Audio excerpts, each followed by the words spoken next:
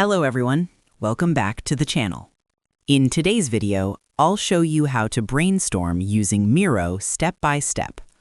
This tool helps teams collaborate visually by adding ideas, notes, and diagrams on a shared online board.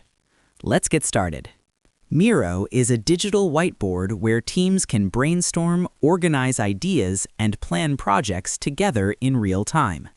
Here's how to use it for brainstorming. Step 1. Open Miro and create a board. Go to the Miro website and sign in to your account. Once you're in the dashboard, click Create New Board. This board will be your workspace for brainstorming. Step 2. Add sticky notes. One of the easiest ways to brainstorm in Miro is by using sticky notes. Click the Sticky Note tool in the left toolbar.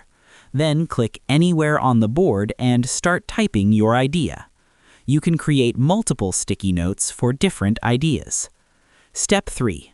Invite team members. If you're brainstorming with a team, click the Share button. Enter your teammates' email addresses and send them the invitation. They can join the board and add their ideas in real time. Step 4. Use mind maps.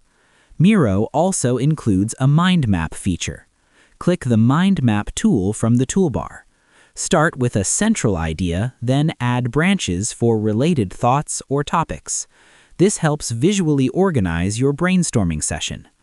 Step 5. Group and organize ideas.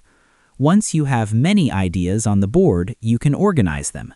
Drag sticky notes into groups based on themes or categories. You can also use shapes, frames, or connectors to structure your ideas. Step 6. Use templates.